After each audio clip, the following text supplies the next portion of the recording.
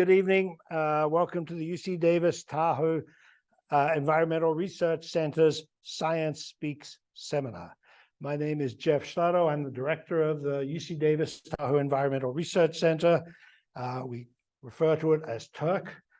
To learn more about TERC, the research we conduct here, the public education and citizen science that we run, the advice we give to agencies in the Tahoe Basin and to agencies running important watersheds and lakes and river basins around the world, please visit our website, tahoe.ucdavis.edu.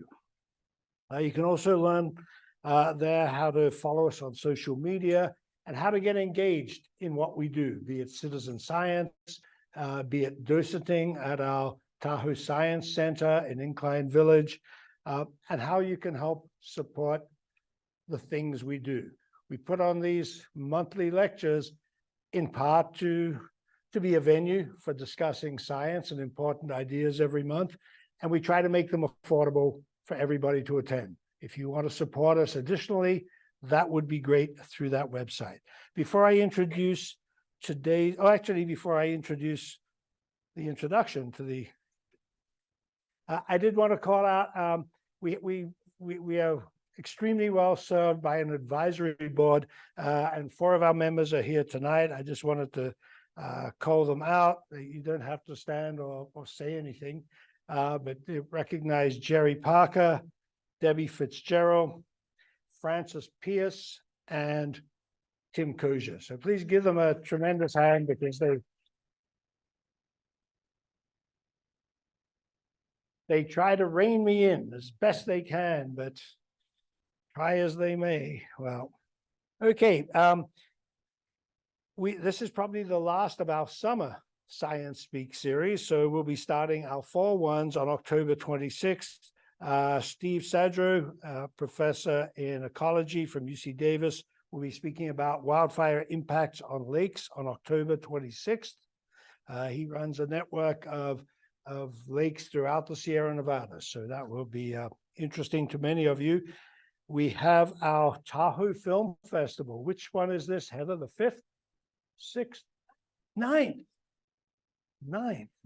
That's what COVID does. It's just, time flies. November 30th to December 3rd. Incredible. Some of these films have not been released in theaters yet. There's a whole spectrum of films to suit many people's interest. And December 7th, we have Herman Fillmore and Helen Fillmore speaking on the history of the Washoe tribe here in this region. Okay. So, this is written. I'm reading this. Stanley Robinson is an American science fiction writer. You probably didn't know that. Yeah. He's also a natural, an environmental writer. And judging from this, he's also a romantic novelist as well. So good to find out. He's the author of about 22 novels, including the internationally best-selling Mars trilogy. He was part of a U.S. National Science Foundation's Antarctic Artists and Writers Program in 1995 and 2016, and a featured speaker at COP26. So COP is the big climate conference held every few years. This one was in Glasgow as a guest of the UK government and the United Nations.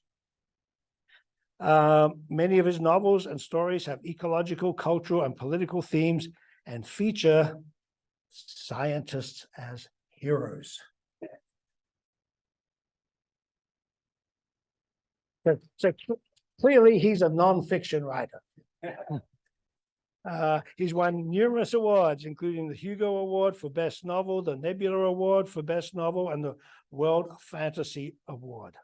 I think I'll stop there because I could go on for ever and ever with all his achievements. And so with that, I'm going to hand the microphone to you, Stan.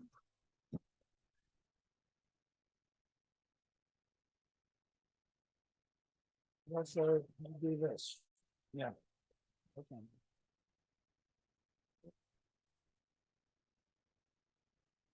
Yep. Microphones are one of my specialty. Oh, okay. You do that. To that part.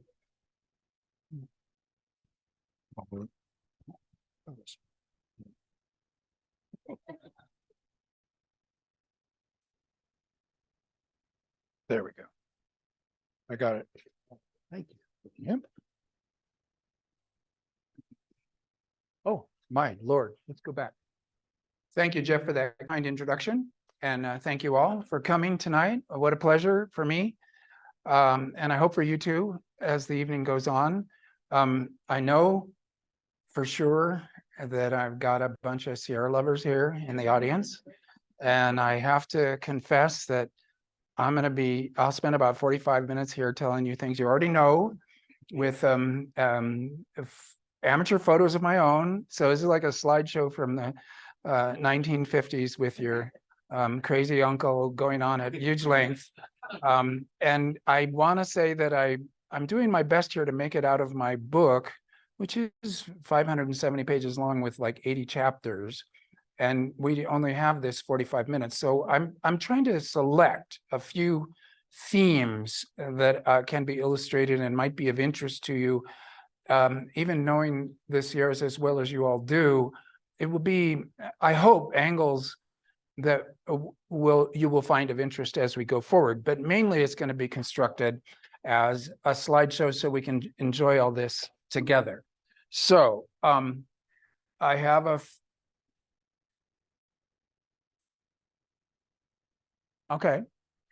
friend who runs Planet Labs, a company that makes satellites the size of shoeboxes. And they first used dental drill motors as their gyroscope. So it was completely do-it-yourself stuff from Home Depot. But now he's one of the major satellite companies, and he gave me these photos, and I asked him to make the shots.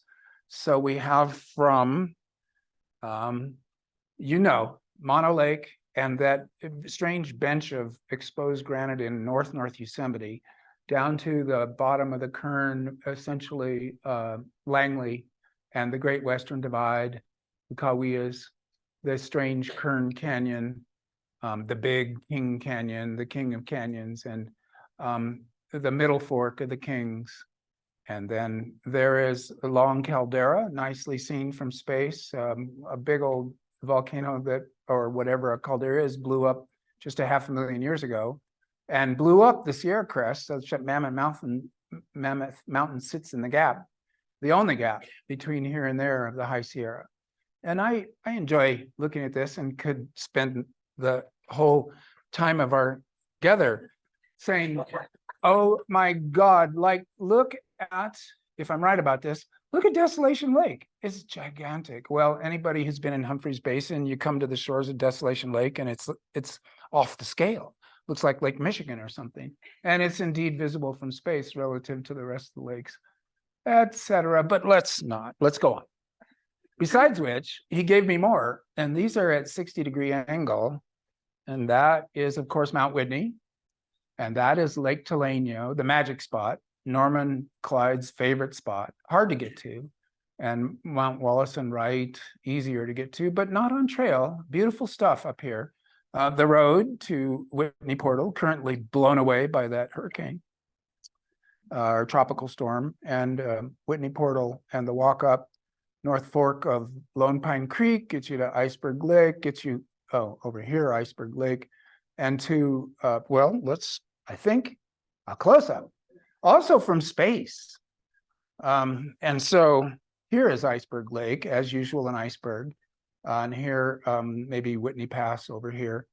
One of the easier passes, considering it's between Whitney and Russell, remarkably unhard. And the Mountaineers route, which John Muir took on his own, walking from Independence and up that slot and then up to the top of Whitney, having tried from the other side and failed to get there, and danced all night without a sleeping bag to keep from freezing. That's our Muir. And so I just include these because I love them so much. And here's one more from space, from Planet Labs, Doozy Basin.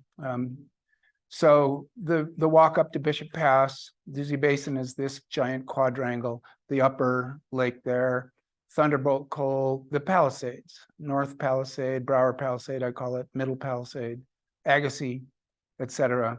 And so these are the two big glaciers in the Sierra left, the Palisade Glaciers on the north side, and the Barrett Lakes, which I'll tell you a story about that later. The Palisades Basin, fantastic. Doozy Basin, fantastic. Big drop down to the Muir Trail, which is down in a canyon as usual. Very quickly, I remind us of stuff we already know, and I don't want to spend too much time on it, but this is a nice graphic that I took off the internet that I therefore couldn't put in the book because I don't know who owns it. But I can do it in a slideshow, and it's very illustrative of what we got here.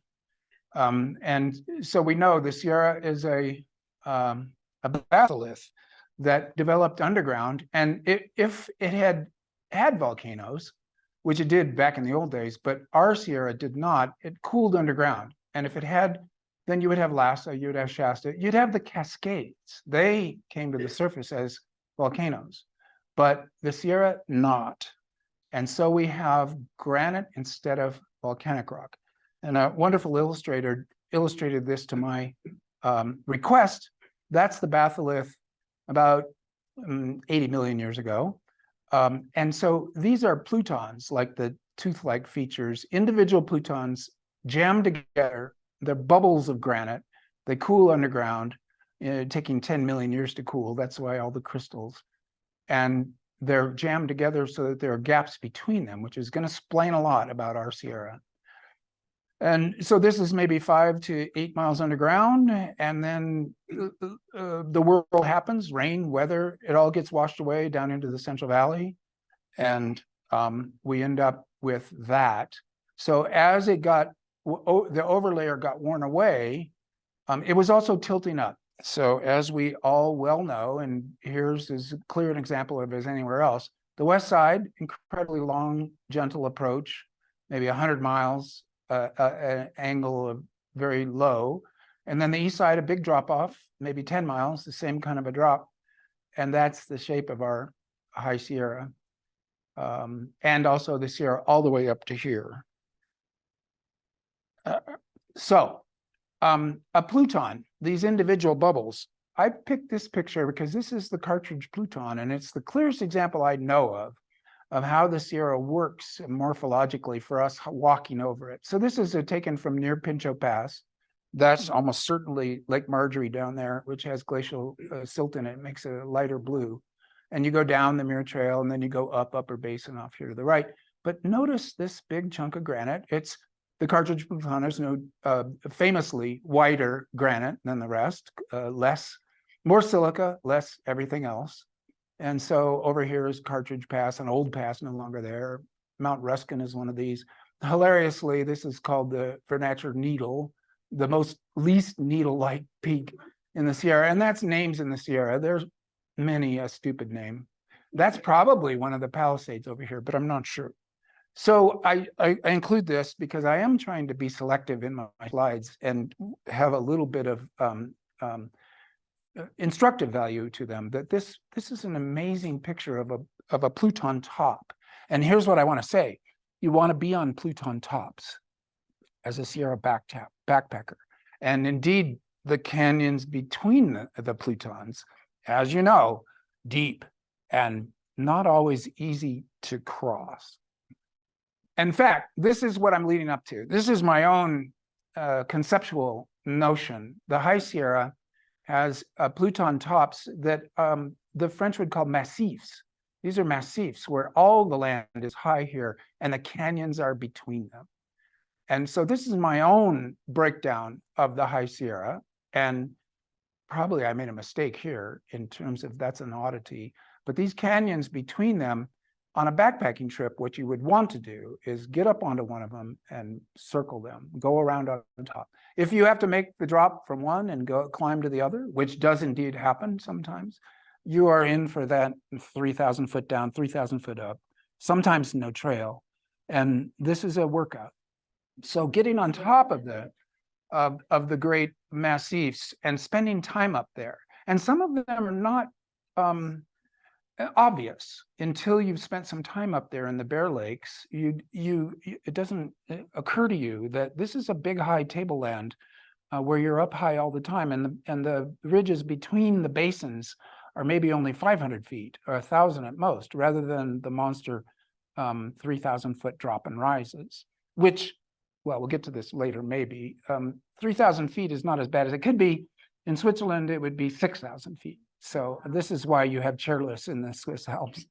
And also, one point to make, the Muir Trail, famous as it is, tends to follow these canyons and connect up one canyon to the next. So about 75 to 80% of the Muir Trail is in canyons, which in middle age and old age, you can get fonder and fonder of canyons as such. But when I was young, it was all about being up higher in the basins, and canyons were just the way to get there. And I've never been fond of the Muir Trail. It's kind of like Highway 5. You use it to get to the better places.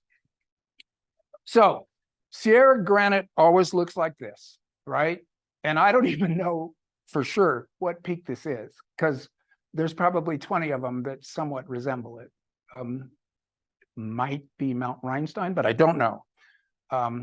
And if it got rounded by a glacier, then it gets rounded to the top. This is Tehipite Dome.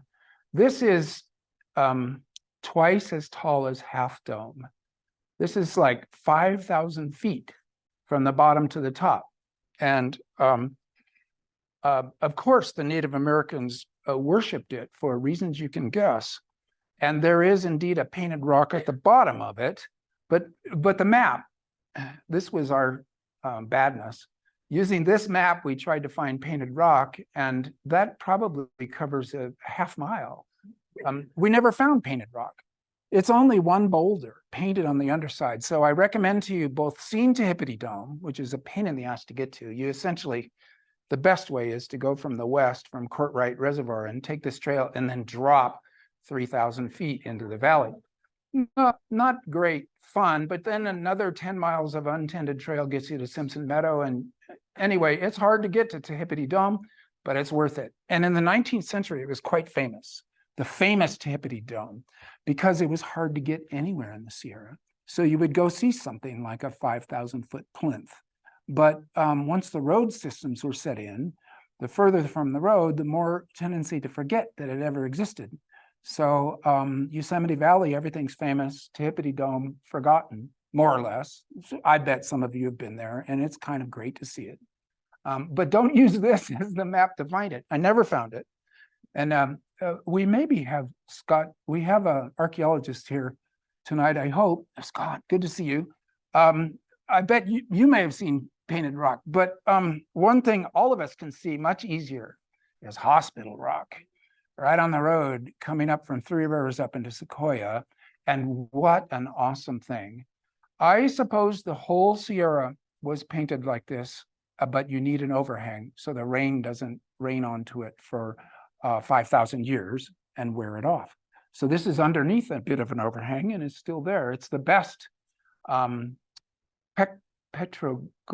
or is it pictograph? Pictograph, best pictograph in the Sierra. And it's right off the road. And you see perhaps birds bursting out of the heads of human beings. I mean, the kind of shamanistic, psychedelic aspect of Native American life is perhaps there. Depends on what mood you're in when you look at it. Let's put it that way. So this is such a beautiful thought. And I've taught this by our California State archaeologist, Tom Berge, now retired. Notice the obsidian pieces everywhere in this soil. This is in Toubouse Pass, just west of Toubouse Pass, very clearly summer encampment for thousands of years. And so there is obsidian all over this entire meadow by the thousands of pieces, such that late in the afternoon, it'll gleam off of the sand. It looks like sand, but it's gleaming like a lot of broken glass, which it is, a lot of broken glass, black glass that had to have been brought up there. It's not endemic to the High Sierra. It came from Obsidian Dome down on 395 and was walked up there so that people could spend the summers. And the two dialects, Paiute and Monash, east side of the Sierra, west side of the Sierra, mutually comprehensible dialects of a larger language. No surprise to me, because this is where marrying out, this is two different communities getting together for the summers. Yes, I am a romance novel writer. A lot of romance is happening up here, and it is stunningly beautiful. Now, Taboose Pass is a big schlep, one of what I call the 4 bad passes. The east side passes that are more than 5,000 feet within about 10 miles on the big up. And it's usually your first day, you got a heavy weight, you're not acclimated. The 4 bad passes are quite an experience and worth doing all 4, but Taboose is special. For one thing, it's gorgeous the whole way up. And for another thing, it's only 6 miles, 6,000 feet. It's over fast. You're thrashed at the end of it. Fall asleep before sundown, but worth doing because you are wandering in a village that is possibly 10,000 years old and for sure 5,000 years old. And that's a beautiful thing to experience. So on to a different lesson. We're going from that now to, yeah, I can, to rock quality. Okay, so this year, white granite, right? And the batholith is granite. But that older rock, that country rock that was over it when it was 10 miles underground, not all of it wore away. And so there is this metamorphic rock that hangs on the top of the Sierra Nevada. And these districts are well known to all of us, and they are a different kind of rock. They are as hard as granite, sometimes even a little harder, and they haven't worn away, and they are nowhere near as friendly to humans as the white granite is. So you have a different experience when you're in these parts of the Sierra, which cover maybe 10 to 15% of the high Sierra proper. Again, Elizabeth Whaley drew this to my instructions to give you the idea. So there's some of that black rock. This is the Goddard Divide with a glacier and a bergschrund and a contact zone between white granite and black rock that is rather perfect. There is a very famous bit of old metamorphic rock, the minarets, just seen from, Mammoth Crest. And I just got this photo last year, and I swear nothing was done to this photo. That's the minarets from the west, from Bench Canyon, and it's not been vertically exaggerated like happens to your emails when it gets sent back to you. That's the actual look of the backside of the minarets, and it's a metamorphic rock that is Gothic and crumbly, dangerous. It's where Pete Starr got killed, I think, on this one. And it sits there as I call it an alien subrange, lying on top of the ordinary Sierra just to give it variety. Give it a little bit of, okay, the Sierras have got everything, including these weirdo little alien subranges. This is Mount Goddard, which a friend of mine calls God's turd. A mass of metamorphic rock, and indeed the whole Goddard area is one of the biggest metamorphic sections of country rock. You can see how red and weird it is, and indeed a half hour later, that was it at sunset. So you got alpenglow and red rock. And I would say that if you just gave this casually to someone, they would not immediately say this is the Sierra Nevada. But of course it is, right in the middle. And you can spend the night on top of Mount Goddard, as Phil Arnaud taught us. Great Sierra person. Very easy to, although I have to confess I haven't done it because we didn't make it, but to spend the night up there, it's one of the best views of the Sierras. It's about maybe 20 miles to the west of the crest, and you can see all the way from Ritter and Banner down to Whitney and Langley. So it is a remarkable prospect for seeing things. This is Chasm Lake on the way down to the Enchanted Gorge, and I just have it again, country black rock mixed with white granite, and obviously some marble cake work was being done there. Same with this, old black rock and the white granite. And this is just west of Martha Lake and maybe the White Divide. It's near the Ionian Basin. The Ionian Basin is simply a marble cake of white and black and marvelous in every way. Very remote and spacey, but also a black and white thing. And this is the last of the black and whites. This is the northwest side of Mount Clarence King. Very few people go here. And this medallion is with its beautiful, like leaping antelope or whatever the heck. I mean, it's obviously an accident, but it is a very beautiful accident to camp under. Hard to get to, but worth it. So now from rock to ice. This is the maximum extent of glaciation. Again, I took this off the internet. And you see that actually desolation in the area north of 80, it was iced over being so far north and so flat. Same with Yosemite and all the way down the range. It's a simple thing to say this. As a backpacker, go where the ice was. Don't go below it, because then you'll be in a forest and you'll be dirty and you'll be bored. Go above it. Go where the ice was and love life. That's what Sierra backpacking is all about. Here's a more detailed glacial map made by glaciologists after Francois Mathis. That's Kings Canyon. That's the Middle Fork. Tehipite Dome is right about there. And you can see that there were a lot of nunataks sticking out. And so the glaciation of the Sierra is one of the great coincidences of making it beautiful for backpackers. It was glaciated, but lightly glaciated. So you still have massifs, you still have some flat land to walk across. You don't have nothing but up and down in a cliff-like way, such as certain other ranges like the Swiss Alps, by the nemesis of the Sierra, or maybe of me. The Swiss Alps are scary, dangerous, and the Sierras are friendly, happy. And it's because although it was glaciated, perhaps 1/10 as glaciated as the Swiss Alps because of the Gulf Stream and the northern latitude and all of the other factors that made the Swiss Alps iced over about 10 times as much as the Sierra. But the Sierra got their ice and it made a difference.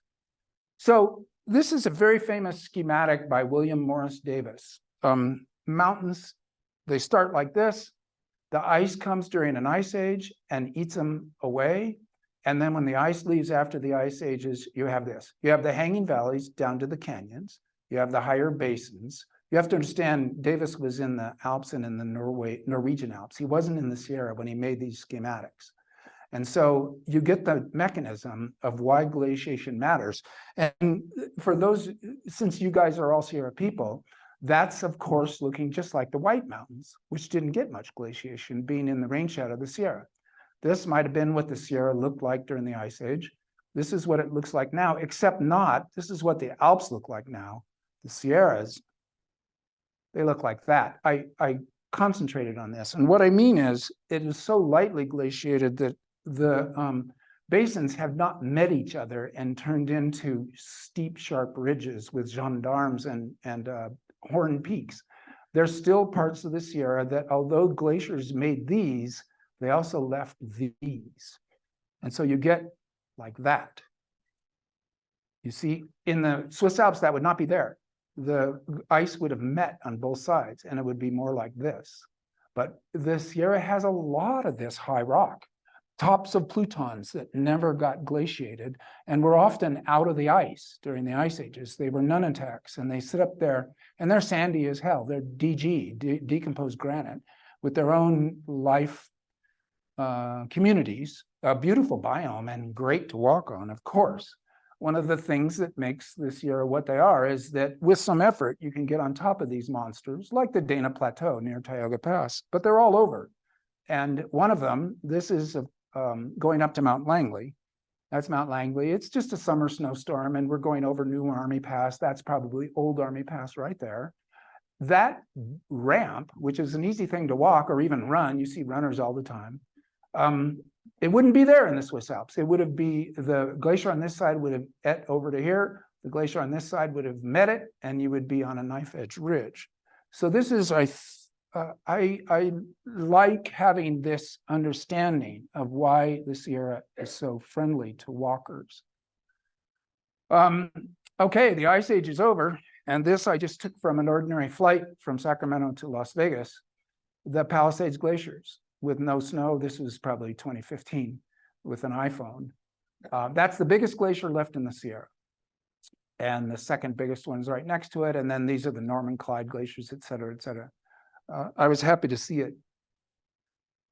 There's a current glacier in the Dumbbell Basin. Look at the beautiful moraine, and the glacier is still in there. Maybe that might be that it is going to turn into just a pile of rock that was a glacier and will look like a glacier for thousands of years. It might have an ice core.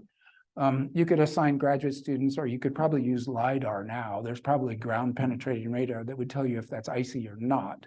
But in any case, there are a lot of these, and notice that it's early afternoon, but it's already going to be in the shade. The northeast sides of Sierra Peaks are steeper because they're more eaten by ice, which is sometimes still there.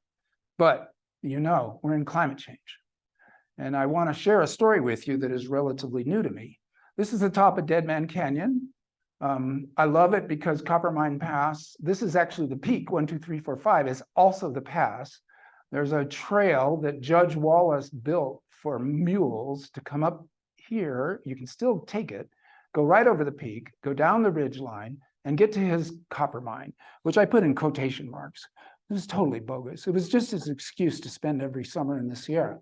He was a respectable judge, and he would say to people, you know, in June, oh, sorry, I got to go tend to my mine. And then he would wander the Sierras like any other Sierra nut. But he was a miner, so he had excuses back in respectable Fresno. And Wallace was a character. It's great that there's a Wallace Lake. And this is, you've got to visit his mine. It's hilarious. It's like a rabbit hole with a lot of green rocks at the bottom of it with some pieces of wood. You see this, 1, 2, 3, 4, 5, 6, 7 glaciers, and a little one over here. This is the fall of 2021. And that's the top of Dead Man Canyon. Those glaciers are gone. And they were there when we visited them in 2007, I'm going to say. They were definitely there in 91. But I think they were still there in 2007, and they were so small that climate change has melted them away. And there is the last fragment of the biggest one right there. And we were going to be in trouble that night, counting on the water that comes from these glaciers and the snowbanks for our water that night in camp. And there was no water to be had except for what was trickling out of this poor thing, right down into here where we camped. And I walked on up to the remnant there, and that's what's left. It's about the size of maybe 3 or 4 swimming pools. At a tilt, it could be gone by now. That was September of 21, although who knows, that you saw last winter better than I did. It might have been refurbished a little bit, but in general, the glaciers are gone. Even Palisades Glacier, it's a goner. It's not going to last through this century. It may come back later, but it's a goner for now. And I must admit, in fact, some of you do know Mondo Quintero because he's a famous Sierra person and now head of California State Parks. I went back from that trip in shock. I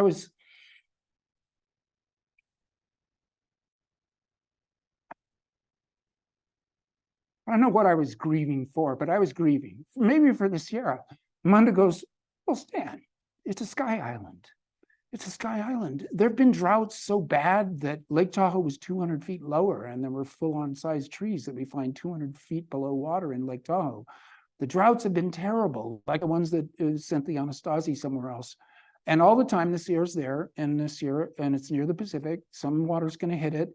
And whatever's up in the Sierra now has gone through major droughts since the end of the Ice Age, really major droughts. So of course, we're going to create a super drought with our climate change, but we're also going to have to fight back and deal with it, or else we ourselves are hammered.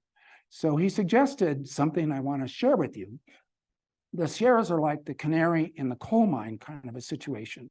Okay, the canary's dead, but that means we have to try not to kill ourselves as well.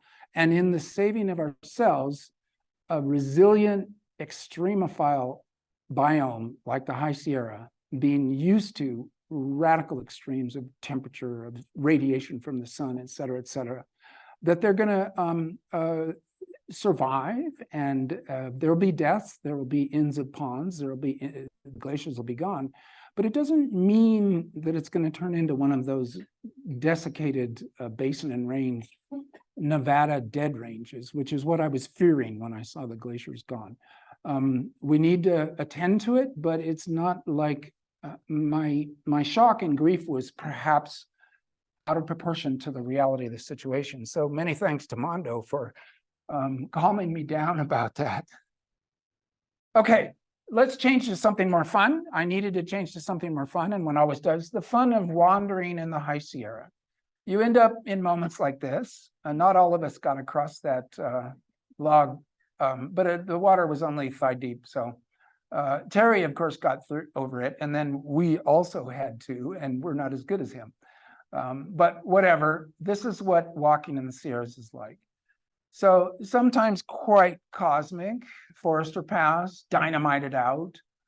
And the trail is indeed spectacular. The High Sierra Trail with the dynamited tunnel, Forester Pass with I don't think I would want to have built that particular section of trail, but someone did. That's the north side of Forester. The High Sierra Trail going past right above these two beautiful, this double waterfall on the way up to Precipice Lake and the Kaweah Gap. The trails are fantastic, but even more so is the basins that have no trails, not even a trail up to the bottom of them.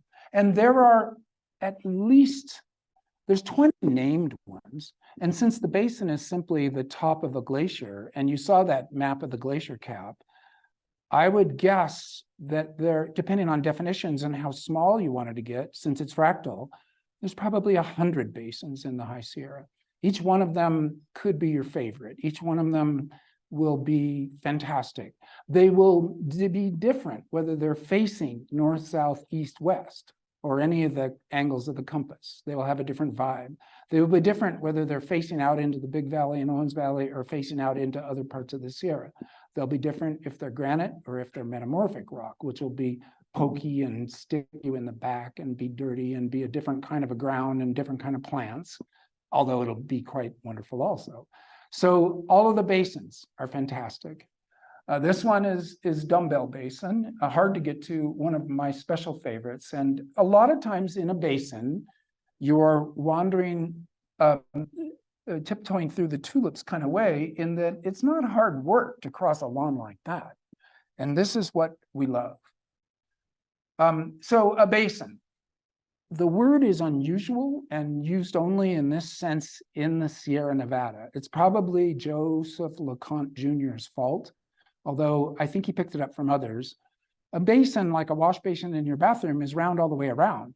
And they use it that way in geology too. The Tarim Basin, the Great Basin, where there's a rim all the way around and water goes down in the middle and it dries out in a playa. That's what a basin is. So in the Sierra, it's not that way. It's like this.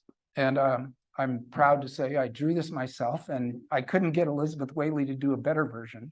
You see what I'm saying? It's a horseshoe, and you go over a pass that gets you into a basin. Nobody is there. There's no trails. You go out the other way on another side, or if you have to and want to, you can go down the exit stream, the hanging valley, down to the canyon below, often 500 feet, 1,000 feet, not usually more.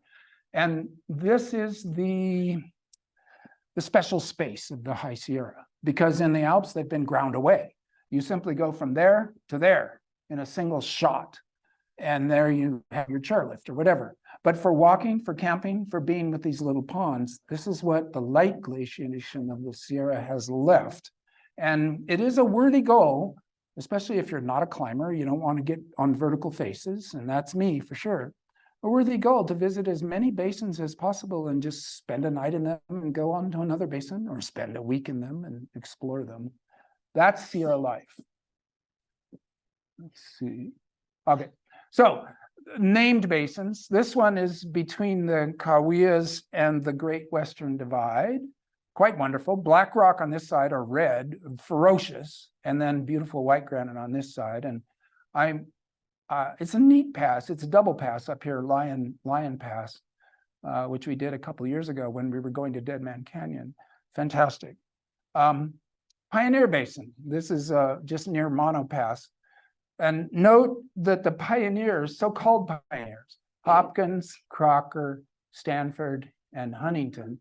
And so I call this the Robber Baron Basin myself. And if you go to caltopo.com, which has all of the informal names, including our Mount Thoreau on caltopo.com, a beautiful map, I must say. And God, I love them because they put our Mount Thoreau name on the peak across from Mount Emerson, which we named in 2016, perhaps, in a great party that we went up and we christened this mountain that didn't have a name, Mount Thoreau, and it was right across from Mount Emerson. It's on caltopo.com. And similarly, on caltopo.com, that peak is called Robber Baron Peak. So someone was thinking the same as me. It's an obvious thought to have. And I'm thinking, this is a terrible set of names. The late 19th century, the early 20th century, the naming of the Sierra Nevada mostly by Sierra Club people, these were terrible, often terrible names. Round Lake, Granite Pass. I mean, they're either obvious or they're silly, or they celebrate scientific racists, or they celebrate, like this could be Mount Musk, Mount Zuckerberg, Mount Jobs, and Mount Bryn, and yeah, exactly. And that's not a good idea. And so this wasn't a good idea either.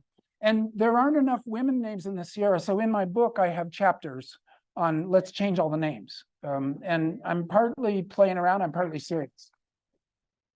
So when you got a nice set like this, I had two suggestions. Mount Edna Ferber, Edith Wharton, Zora Neale Hurston, and Willa Cather. That would be a sweet quartet. These were great writers, and they wrote right at the time where you had to be a man who had been in a war to be taken seriously as a novelist. Very silly attitude to take. And these writers were great. And then someone said, but wait, you know, a lot of them, Edith Wharton, New York novelist. And I thought, California women writers, these could very easily be Mount Ursula K. Le Guin, Mount Molly Gloss, Mount Karen Joy Fowler, and Mount Cecilia Holland. Sure, why not? This is really what should happen. So there were about 5 or 6 naming chapters in my book, and I had a grand time. Coming out of a basin, this is the Castle Domes, and I'm going to try to hurry up here, but coming out of the basin, you drop into the canyons. It's probably 1,000 to 1,500 feet of drop between that white thing and that far wall there. In other words, the canyons are skinny and they're deep. And, you know, you got to do it. It's one way but one thing's for sure, I doubt anybody has gone up the Castle Dome cracks because they're neither climbing nor hiking. They are suffering.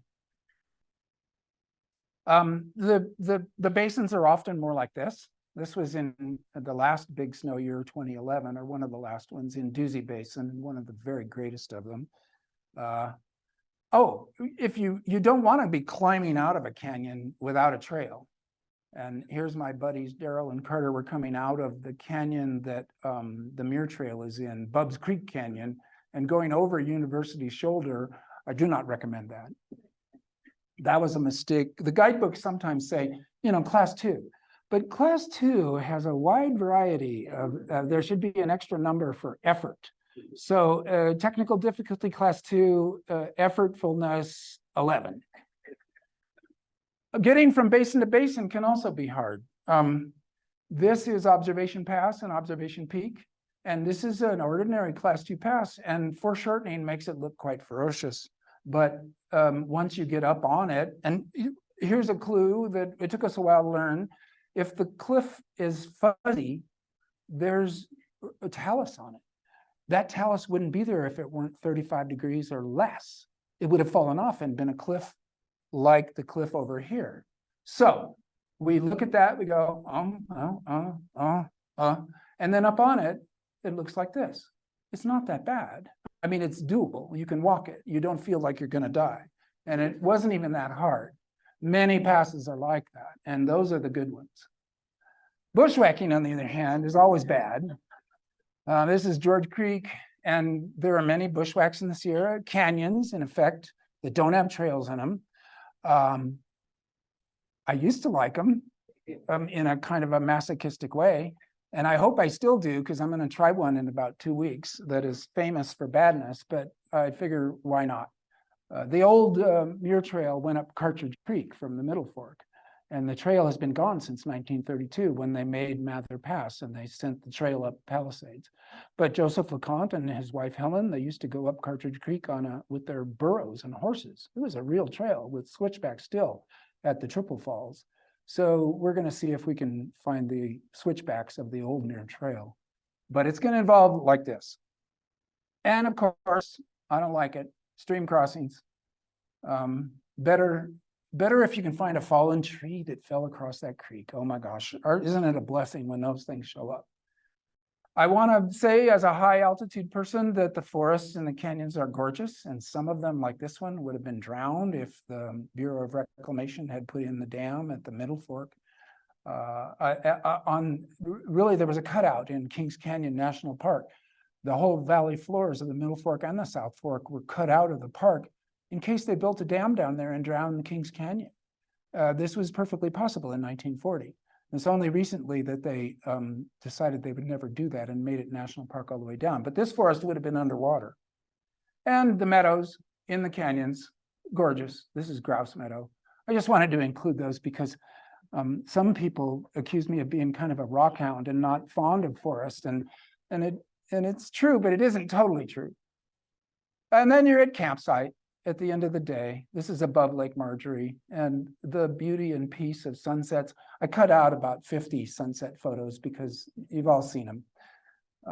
The camping early in the afternoon, if it's early enough, there's time to make little Stonehenges with some incredibly good chatter marks, by the way, on this granite. Look at the way the glacier has pushed a rock down into that rock. Bang, bang, bang, bang, bang. I like the geologists call it chatter mark because they have to imagine the sound of, one boulder hitting rock underneath a mile of ice. It's an inventive and clever name, chatter marks. And of course, we tip these over when we're done.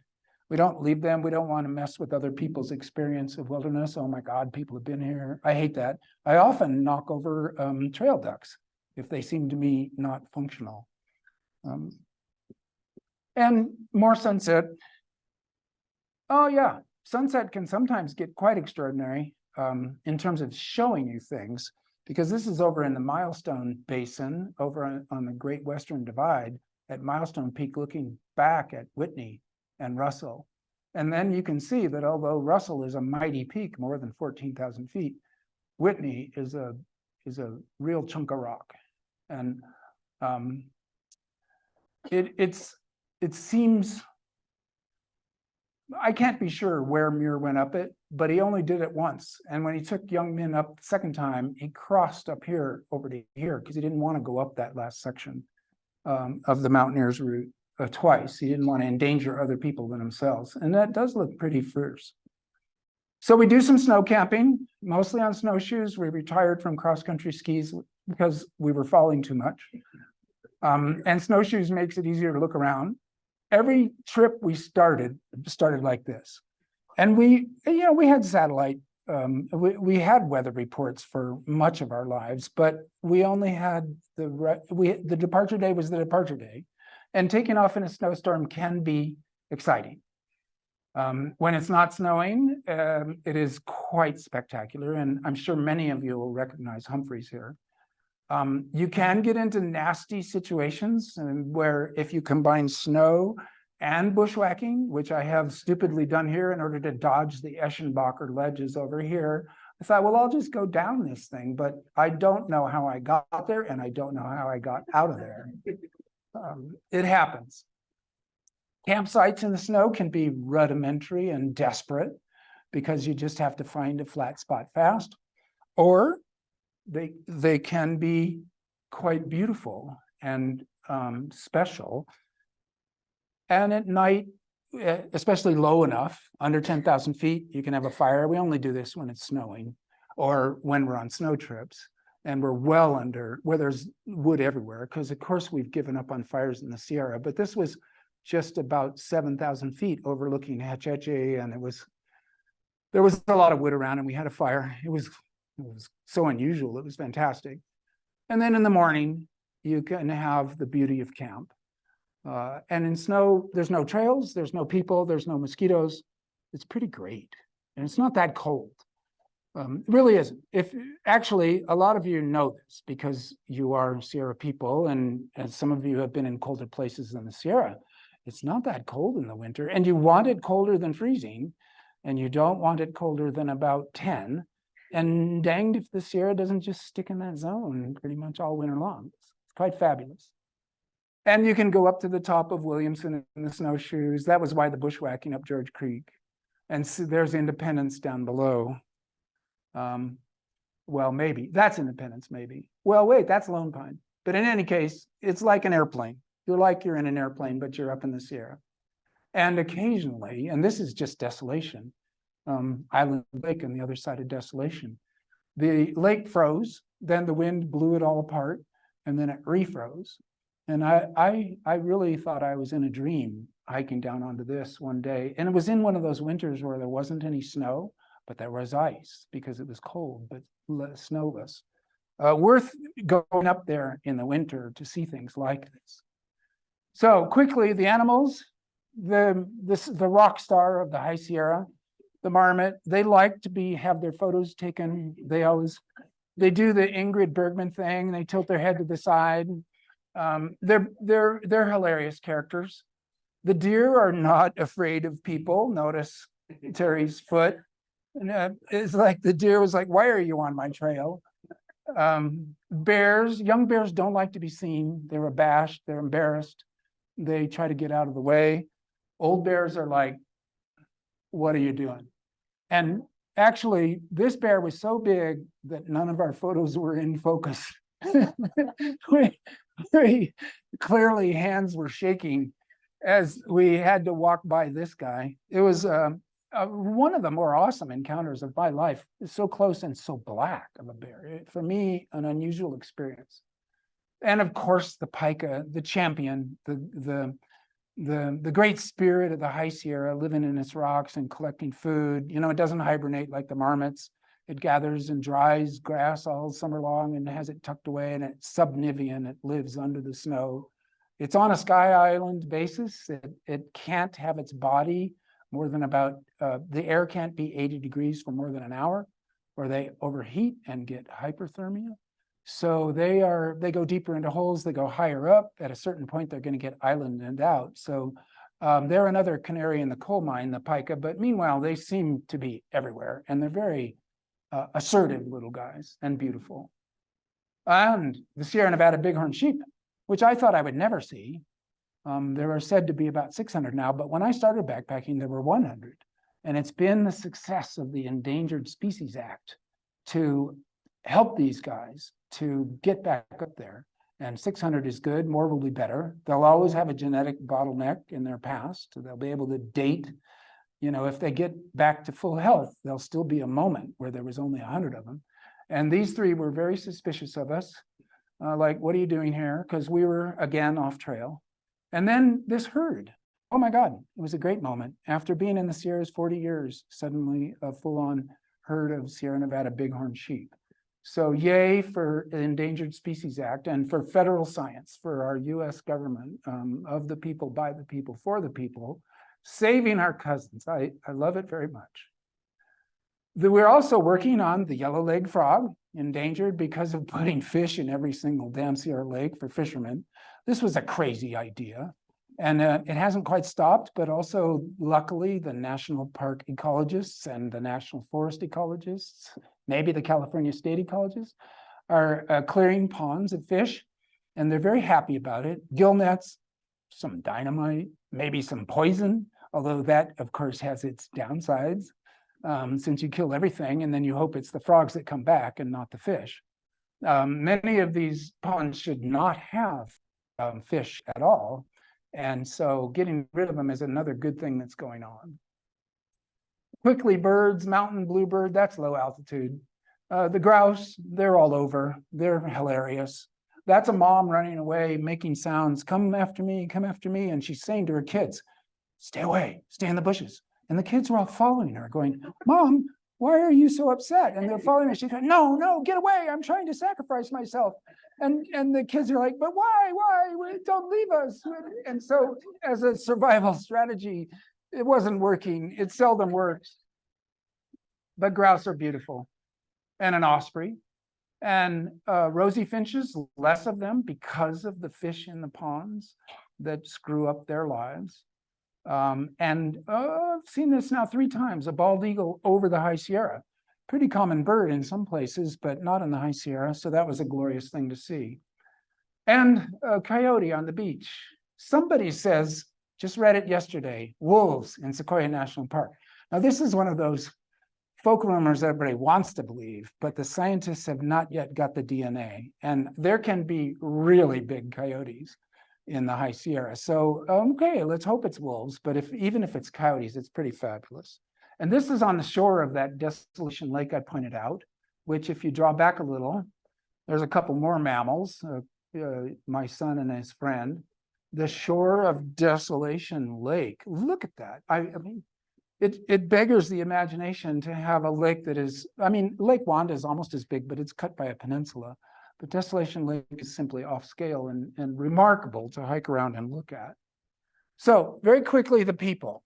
Yay, John Muir. And the reason I want to give you John Muir is this is his freshman college portrait. And I taught freshman composition. I recognize this look. This is the deer in the headline. This is the poor freshman that has been abused at home. I mean, in his case, literally abused, but like a fairy under a seashell. Suddenly he's in college, he'd never even seen a camera. And then 10 years later, after 5 years in the Sierra, there's our man. He knows what he likes. He knows the world. So that was a good 10 years for John Muir. Clarence King, what a weird life. Read about him. He led a double life. By day, he was head of the U.S. Geological Survey. By night, he was a black Pullman porter operator with an African-American wife who had been a slave and 4 children. The 2 sons fought as African-Americans in World War I. The 2 daughters got married as white women. So his life, what a tangle, what a beautiful thing. And he's a marvelous writer about the Sierra Nevada. People say he lies a lot, but I think he was just excited. And this is Mount Clarence King. And so this is the only peak in the Sierra that is a true horn, like the Matterhorn, like the Swiss horns. Glaciers on all 3 sides, and it makes a peak because it's being eaten away from all sides.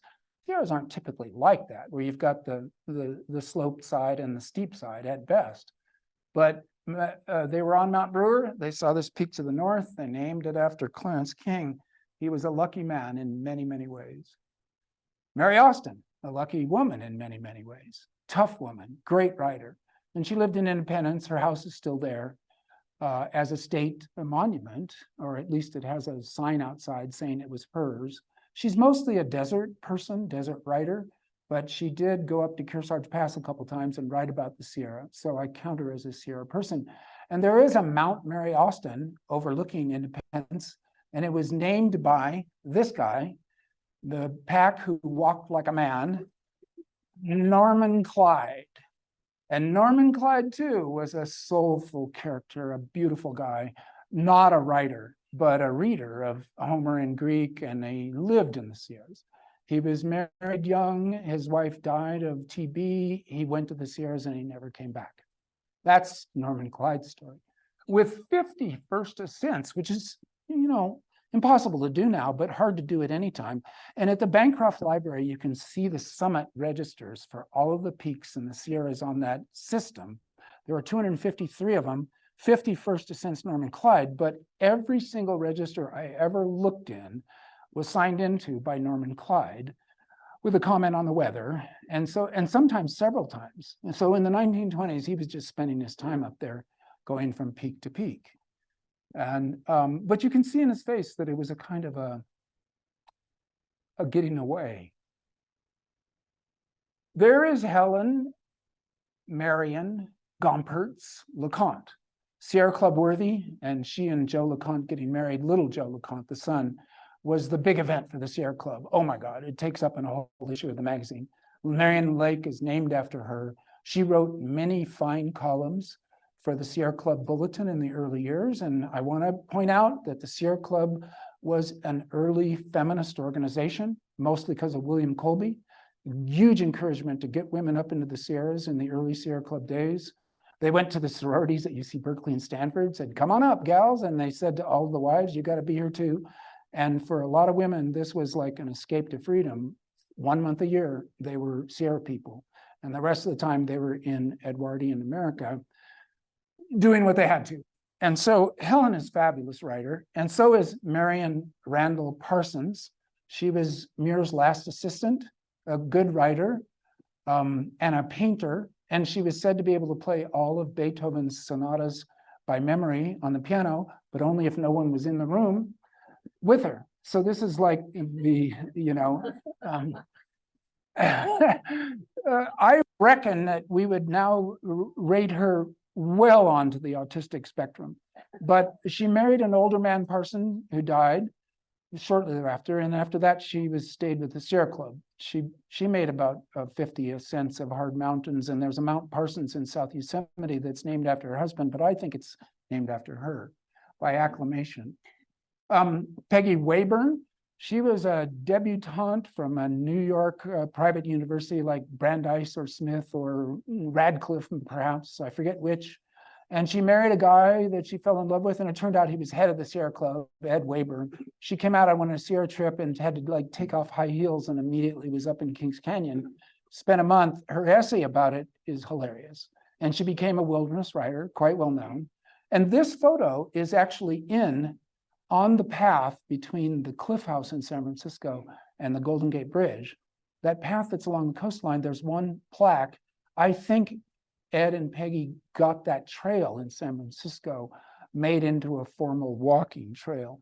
And her writing is excellent, especially the essay about her first month in the Sierra. And that's me and Gary Snyder. I needed to acknowledge the great man of the mountains, our leader, our guru figure, the guy that taught me what a California man writer ought to be. Didn't have to be alcohol and fast cars and whorehouses in the middle of the night. Even though Kerouac and that whole crowd seemed to be saying that was the only way to be a real American writer, man. And then there's Gary. A hippie who has spent 10 years in a Zen monastery in Japan, came back and settled in these very same mountains and had a family and created a life with a community. Well, a beautiful guy. I just saw him last week. He's doing very well. He's 92, or I think he's going to be 93 soon, but he's doing quite well. And I'm sure he would say hi to everybody. Now, I couldn't put these in the book. There's a chapter called Young People in Love. What I'm noticing now in the Sierras is, of course, almost everybody up there who's younger than I am. And they are having as good a time as I ever had, for sure. Why? Because it's the same thing. It's backpacking in the Sierra. So I started taking their photos. That only began a few years ago. I wish I'd done it longer. But now when I run into people in the Sierra, instead of thinking, oh, shit, I ran into somebody, because often you don't. Instead, I think, oh my gosh, a person. Let's talk to them. Let's get their stories. What's their trail itinerary? Why are they there? And they're always happy to talk, and it's become a beautiful addition to my Sierra life. So this couple came from Chicago. They work in finance. They carry 50-pound backpacks on the shore of Lake Michigan to stay in shape for the Sierras. They backpacked all over the American West, and then they started coming to the Sierras as being the best place to backpack, which is obvious to all of us. They had just come over Frozen Lake Pass, and they were happy to be alive. This pair, I know nothing about them, but they are strong. I would guess soccer players or cross-country runners or swimmers, long-distance swimmers. They flew by our campsite in Sunset and disappeared. They were navigating by iPhone and GPS, and they were zooming around the Ionian Basin as if it were a playground, which it is. And so I asked if I could take their picture. I just want to say, 2 days later, I ran into two women on the Muir Trail itself, nearby. And one short, one tall. They looked roughly like that. I said, hey, were you in the Ionian Basin the day before yesterday? No. And I felt like, oh man, I'm getting old. I can't tell one young woman from another anymore. They all look the same. And I was just thinking, what an idiot. Maybe I need new glasses. And then one of them said, I bet you ran into our sisters. My sister is hiking with her sister, and they are a lot faster than us. I'm thinking, so I felt a whole lot better. This woman's from Moscow. She had a purse over her shoulders and sturdy walking shoes like anybody would wear. This is Lamarck Cole, and it's about 5 p.m. I said, what are you going to do? She said, well, I'm going to walk back down to my car. She was going to be walking in the dark. She just did this out of San Francisco. She had a tech job in San Francisco. She liked the Sierras. She just goes up and walks by herself up as far as she can get, walks back down, dressed like this. Wonderful Russian accent.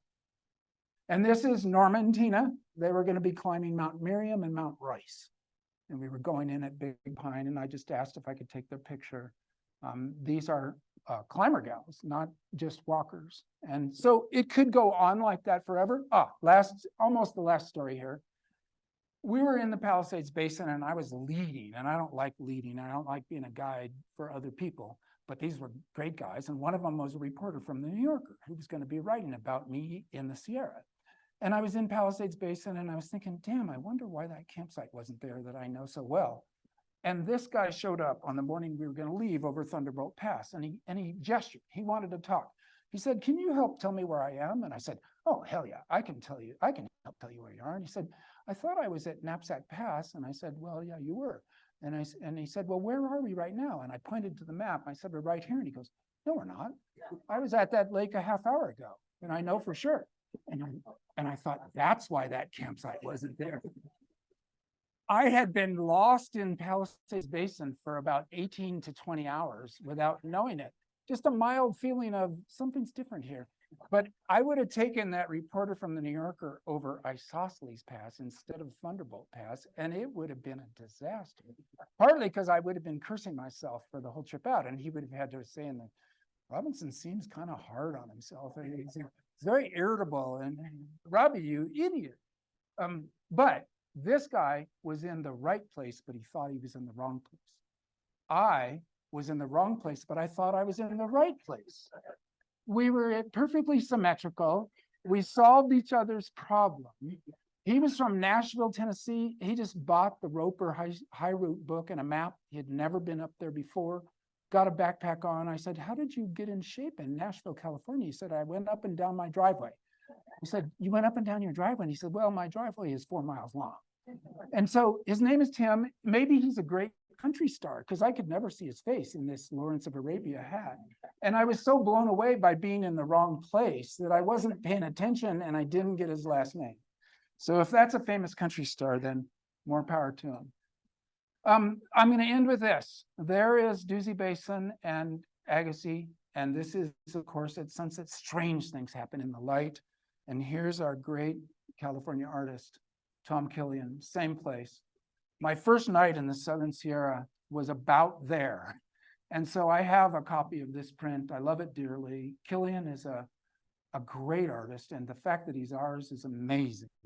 I give you a standard juniper, and then the Killian junipers, foxtail pines in this case, but you know, we've got such an artist to make our Sierras and our coastline and our Northern California. What a lucky thing. Most places in the world do not have a Tom Killian. Indeed, since Hiroshige, there's no one like him. So we're very lucky. And with that, I am done. Thank you.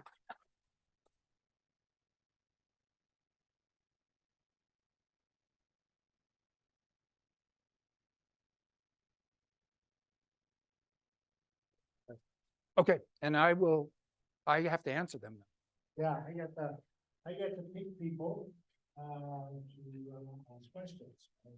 He gets to answer them unless they're reading. He's here, and I'll just chime in. Okay, first question from Simon. Question from Simon. I'll get further back. Good question. If it's someone's first time in the Sierra, where do you recommend that they start? I'll be the bottom. Yeah, yeah. Well, this is a good question, right? And everybody's got a slightly different answer for it. And it does depend on how strong are they and how used are they to altitude and how much they like to sweat and suffer in the outdoors. And so you have to modulate. But 50 years ago, last week, I went in at Emerald Bay and went up to Eagle Lake and over to the Velmas and over to Schmeidel and over to the Crystal Range. And it worked for me. So Desolation is what I call a pocket Sierra. It's lower, it's smaller, but it's just as beautiful as anywhere else in the High Sierra. So if you have someone that and this is something that we've learned in Maine, try something a little easier first and see if they like it. And then if you were going to go up to the High Sierra, the bigger stuff, which I call 6 times bigger for reasons that are only partly true. But if you had to go up 500 feet in Desolation, you often would have to go up 3,000 feet in the Southern Sierra. So that's why I call it 6 times bigger. I would say South Lake over Bishop Pass into Ducey Basin. That's why I took the New Yorker guy there. It's so beautiful, it's so easy, and it's got everything.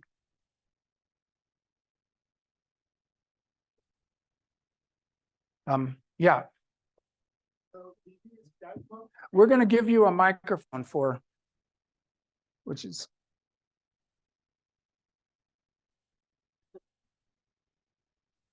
So on your off-trail excursions, do you mainly use guidebooks, or do you ever just kind of go for it and see what's out there? We've done both.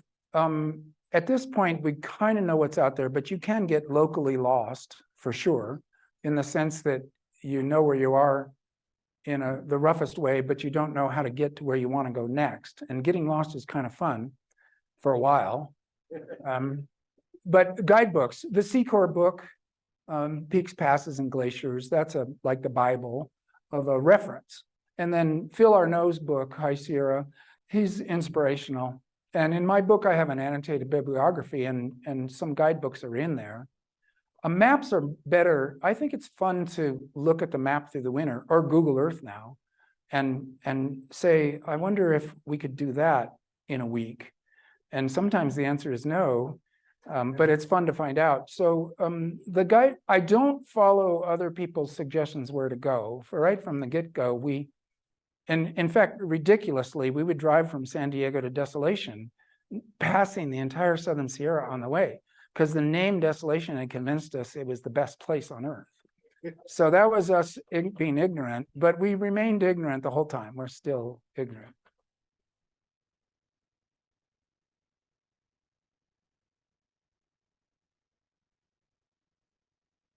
Backpacking president, I want to know if you're aware of any progress being made on returning Hetch Hetchy to its path.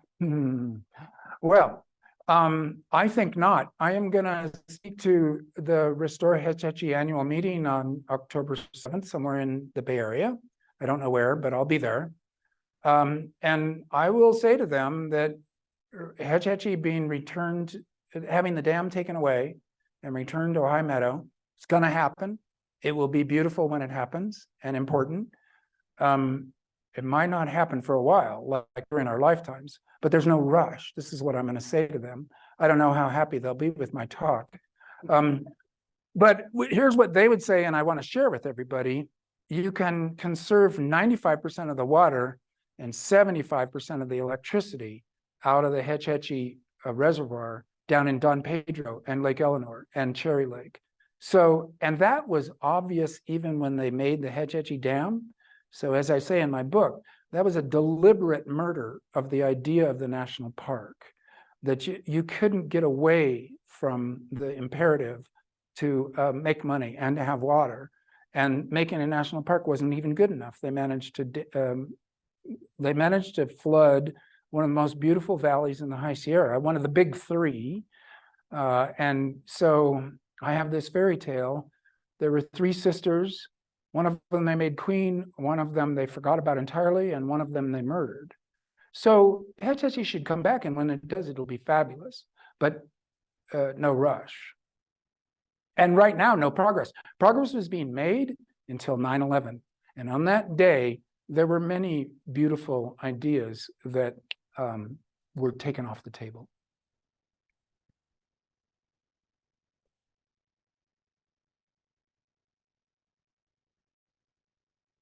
I see a hand or two.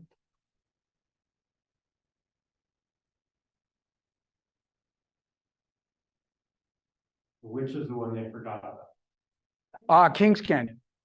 When you go to Kings Canyon now, you are driving back into 1925, which is a great thing to do. That windy little road and the fact that it's a V canyon rather than a U canyon, and the fact that it isn't world famous and it's hard to get to, and from no point in Kings Canyon can you see all of Kings Canyon. It's almost too big. So all those factors mean that you could get into a campsite in Kings Canyon tomorrow, no problem, walk-in basis, and it'd be empty.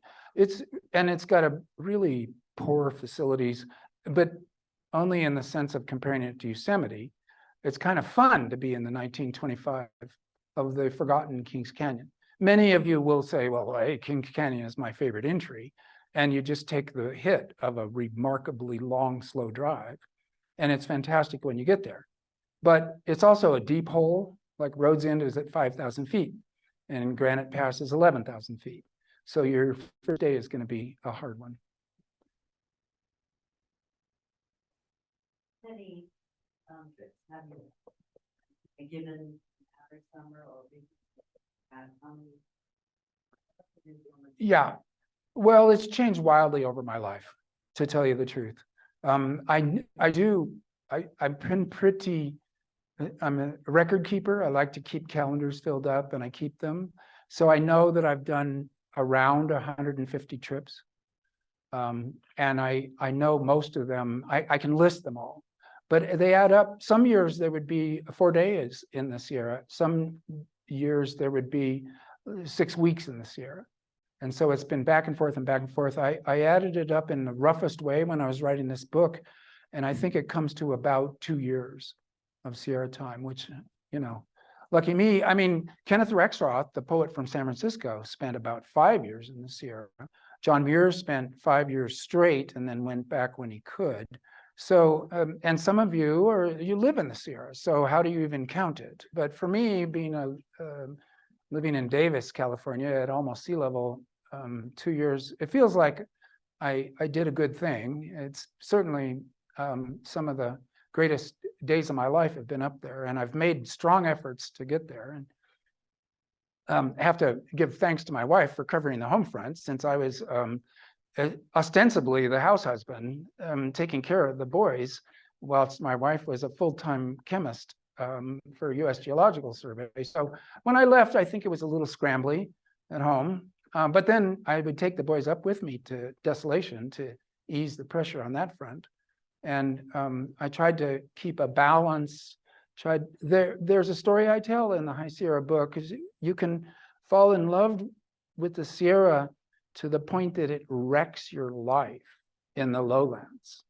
And Randy Morganson, for Norman Clyde, it was a huge comfort. But one of my closest friends, his life in the lowlands was extremely difficult because of this intense love for the Sierra. And I think I've kept a balance. I hope, dear.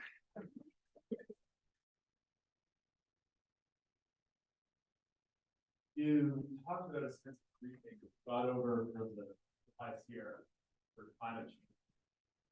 Would you say, how are your feelings about Antarctica and the Arctic? Well, it's a good question. And I'm writing about it now. I'm writing a nonfiction book about the Antarctic that is very similar to the High Sierra, although it will be about 1/3 as long, because I have only been there twice, as opposed to 150 times. It won't be 75 times shorter, but it will be shorter. And I've never been to the Arctic, although I would like to go. So the Antarctic is suddenly important to all of us in a way that it never was before, because if those glaciers slide into the ocean, sea level can go so much higher that it is shocking to realize. If it was an ice-free planet, sea level would be 270 feet higher than it is now. And although that's not going to happen anytime soon, a mild melt of Greenland and Antarctica could very quickly put sea level 10 feet, 20 feet higher. And then civilization is wrecked. So I'm writing about it partly because there's a plan to slow those glaciers down, which I wrote about in Ministry for the Future. And now the glaciologists who gave me the idea for my novel are asking for help as a PR person to get them more help to get studies done. So there's an ongoing process to try to effectively suck the water out from underneath the glaciers that are lubricating their slide into the Antarctic Ocean. If that were to happen, they would slow down to their previous speeds. And it wouldn't be the total solution because nothing is the total solution, but it would be a good thing to try to do. So now I love Antarctica, but when I say that, I'm thinking it's not the same kind of love as the love for the Sierra Nevada. It's not a human place. It's like easy travel to other planets. It's really cold and it's nothing but ice, except in the dry valleys. And so why it's so attractive is perhaps something that you in the Tahoe area might recognize. Small town life. You're down there and you're in a town of 1,000 people and you play cards with them at night, or you go to knitting circle, or you have book club. You return to small town life and people, and then you're out in this, you know, you're on the, like on the surface of Europa, the moon of Jupiter. There's nothing but ice in all directions and you feel very tight with your community, let's put it that way, as the only people in this endless, vast, icy waste. Wilderness isn't even the right word for it, I think. You need a different word for Antarctica.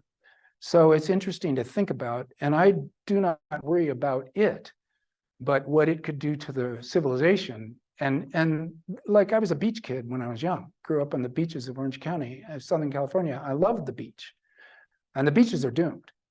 And that may be no matter what we do. They're almost like these Sierra glaciers.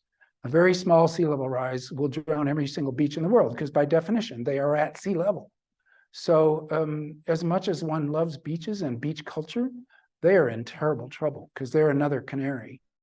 And the canaries are dying. So beaches, you know, go one while you can.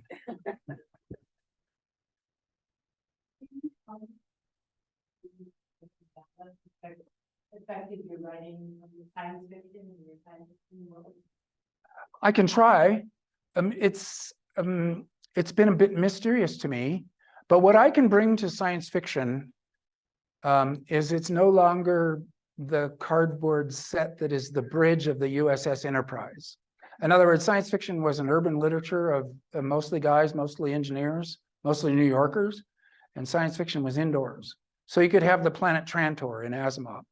Manhattan covering a whole planet. How would that work? Who cares? It's great. So what I brought was the Sierra Nevada. And I said, look, Mars, it could be just like the Sierra Nevada, which is absolutely not true, but it made for a really good story. And so the Sierra has given me groundedness and planets. I can write about planets with some sense that you're really there. And I think that's what it's given me. It's been an advantage. It's been a branding device. You can do ChatGPT-3, write me a Stanley Robinson story. And it's a terrible story, but it's recognizably my ideas. John Boone was sitting around the campfire on Mars, thinking, we should have a better world. And it goes on like this, and I'm thinking, oh my God, I am pegged at this point. I am a walking cliche, which is cool, right? I mean, at my point in life, to actually be a cliche is, you know, it's an accomplishment.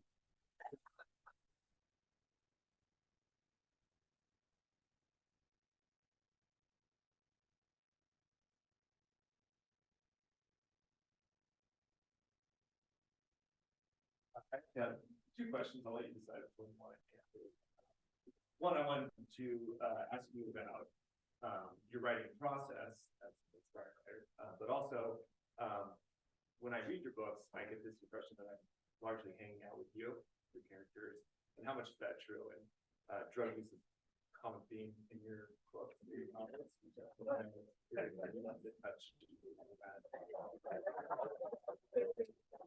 Let's see, maybe I should answer the writing process question. Now, My parents died. My mountain guru best friend Terry died. I could write the Sierra book honestly at last, because with those three alive, I wouldn't have been able to say what I really thought in multiple areas. I wouldn't have wanted to distress my mom. Never would wanted that. I had the greatest parents in the world. So, I mean, I grew up, let's put this way, I went to college between 1970 and 1974, and some acid was taken. And I'm glad, it taught me a lot. And around 1980 or so, I thought, it was in desolation. You just poisoned yourself to get high. How stupid is that? And that was the last time. So I went through a cycle, and I don't need to rehearse all the drugs. That's the only one that was at all interesting, to tell you the truth. And the rest I had nothing to do with. So LSD is now becoming back, which is hilarious and rather reaffirming. Not that we weren't stupid, because we had no idea what we were taking. Oh, a little pill. Oh, a little piece of construction paper. Why not? Boom. And then for 24 hours, you're in a different world. That's not a smart thing to do. But now therapy, oh my God, alcoholism, end of life depression, end of life anxiety, heavy depression, 1 or 2 LSD trips, and these people are feeling a lot better, and no one knows why. And like some of us old hippies have our suspicions as to why, but it's not explainable. So I'm interested, and I'm glad to say that my first day in the High Sierra, down there at Emerald Bay, my friend Terry stopped me and Joe and said, look, you guys eat this. And we were already in the habit and said, what a good idea. And I tell this story. I have never come down from that day. Never, never, never. It's been, so is that good? Well, I don't know if it's good or bad, but it's a real feeling. I was changed that day in ways that made me into a Sierra person, made me into a science fiction person, a Buddhist. Well, it wasn't the drug. It was the combination of everything. And then as for writing, just write every day. It's not, you don't want to wait for magic to hit. You don't want to be a prima donna. You want to treat it like carpentry. I put in my hours. I used to be Monday through Friday and take the weekends off. Now I'm Sunday through Sunday, just write every day, because I don't have to stop on the weekends, and it keeps the rhythm going. There's no tricks to it. It's just a matter of putting your butt in a chair, which is boring. So I wouldn't recommend the writer's life. And as a writer, moving outdoors and writing outdoors, that's a key. Don't stay indoors to write. You don't have to. Find some shade, get your laptop, write outdoors, and in California, you can do it. And that's the whole secret there. Just work. This is the last question. All right, so this is going to be the last question. Father.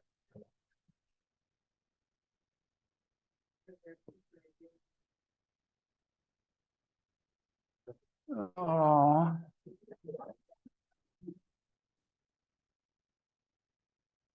Oh. How can I say it? Everybody's going to have to deal with climate change, and young people are going to have to live with it. It's never going to go away, even in their lifetimes. Whether we can bend the curve, flatten the curve, as they used to say in COVID, and stop putting CO2 into the atmosphere and start sucking some down. If that happens in their lifetime, it's a huge success. It's a utopian future, and it can still happen. So young people in general, I mean, my sons are not that young, and they're a particular case of their own. They will have to deal with it in their own ways, and I try not to advise them. It's getting too old to be dad. But for young people that I talk to in classes, no matter what they're interested in, there's going to be a climate change angle to their work.